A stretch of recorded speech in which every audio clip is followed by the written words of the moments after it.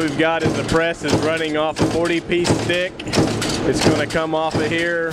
There's a little limit switch back down underneath here that the part will come off and drop on. It tells this pin here to go. This backs up and we have a limit switch right here, or a photo eye. It sees it, rotates it, and drops it, and then the center bar in the middle there is a guide. At this point, we're only looking at it in one place to say, hey, the part's there or not there. We probably need to add a few more sensors in there so it knows for sure where it's at.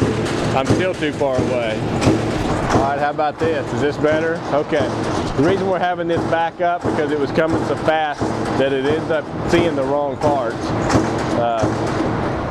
Okay, that's probably a little bit better right there. Once it gets 2 parts loaded in here, then you may want to step around the other side. It's going to the strapper. We want to run strap down both sides of these. You can kind of see the belt loops on both sides. It will lower it and drop it into a nest. If you notice, there's a side A and a side B, or a sequence A and a sequence B, because the strap is going to have to be short on one side and long on the other whenever we flip the part over. On this particular sequence B here, you'll notice that the strap is going to be long on the opposite side, short on that side. So when they nest together, you got 2 short ones and 2 long ones on the same side.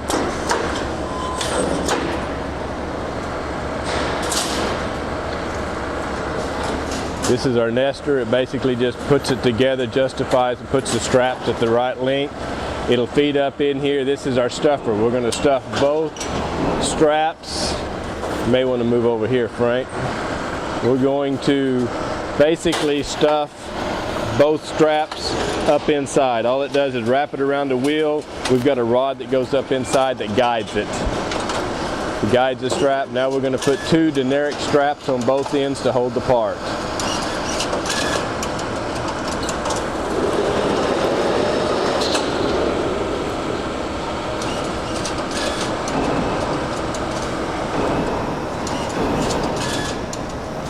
At this point, it'll lower it and the conveyor will carry it on down to basically an accumulator. We've got several minutes here we can stack product before we need to stack it into a crate.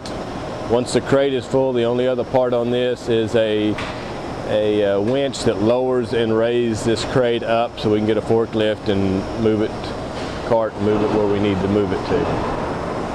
All right, that's fine. Yeah, at this point, it's a manual operation. We just put the parts into the crate here. At the point that the crate gets full, then we've got a winch that raises and lowers this whole system here up and down off of this pole. It lowers it down. We've got wheels. We can roll this cart out of the way, roll it back on. Just as to show you kind of some of the controls and how all this is working is all I'm doing here. Comes down, we put the sides and stuff on it. We can move this cart, this crate here can roll out of the way, put another one back on here. Now I don't want to go back on there.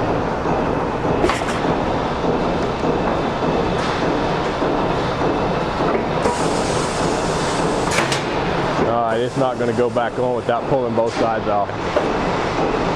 Okay, at this point we can raise it, put an empty crate back on it, we'll set it back up there.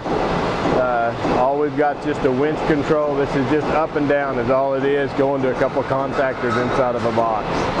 That runs a great big winch in underneath this thing. Okay.